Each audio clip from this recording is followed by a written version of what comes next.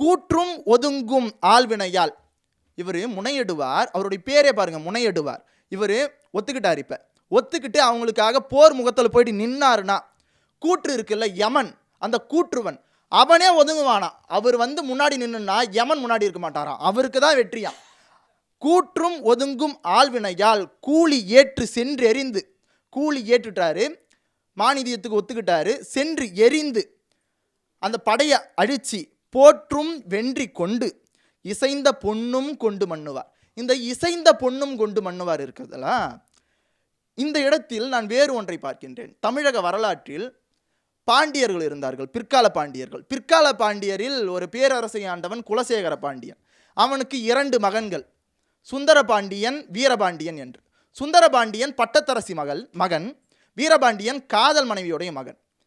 யாருக்கு திறன் அதிகமாக இருந்தது என்றால் வீரபாண்டியனுக்கு. அதனால் ஆட்சி வீரபாண்டியனுக்கு வருகிறது. வீரபாண்டியனுக்கு வந்த பிறகு சுந்தரபாண்டியனால் அதை தாங்கிக் கொள்ள முடியவில்லை, ஏற்றுக்கொள்ள முடியவில்லை. இப்போது இங்கு நடந்ததல்லவா இந்த சூழல். தோற்றவர் வேற்றொருவரை போய் துணைக்கு அழைத்து அதுக்கு நிதியம் பேசி அதை வென்றவுடன் அவருக்கு தந்து அனுப்பி வைப்பது, அது அங்கேயும் நடக்கிறது. சுந்தரபாண்டியன் வீரபாண்டியனோடு போர் செய்கின்றான். சுந்தரபாண்டியனால் வெல்ல முடியவில்லை. அவன் வடநாடு செல்கின்றான். வடநாடு சென்று மாளிகாப்பூரை கூட்டி வருகின்றான். என்ன கூறி கூட்டி வருகின்றான் என்றால், எங்களுடைய மதுரை வளமான மதுரை முத்துடைத்து அத்தனை முத்துக்கள் இன்று இருப்பது போல் அல்ல முத்துடைய விலை. அன்று முத்தின் விலைதான் வைரம், நவரத்தினங்களில் உச்சமானது முதன்மையானது முத்து. அந்த அளவிற்கு பொருளாதார செல்வாக்கு உடையது முத்து. அந்த அளவுக்கு முத்து வளம் நிறைந்தது எங்களுடைய நாடு. எங்களுடைய கருவூலத்தில் முத்து குவியலாக இருக்கிறது. அதையெல்லாம் நீ எடுத்துக்கொள், இந்த போரில் வெற்றி பெற்று அதையெல்லாம் நீ எடுத்துக்கொள், இந்த நாட்டை எனக்கு கொடுத்து விடு என்று பேசி அழைத்து வருகின்றான்.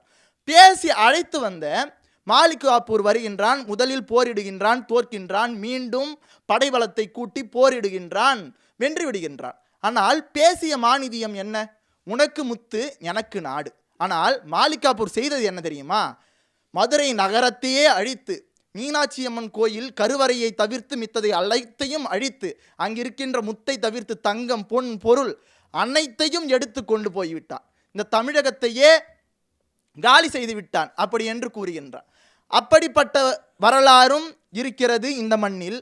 அப்படிப்பட்ட வரலாறுகள் நிகழ்ந்த மண்ணில்தான் முனையடுவார் போன்ற உண்மையான ஒரு மாமனிதரும் வாழ்ந்துள்ளார் என்பதை நாம் பார்க்கின்றோம்.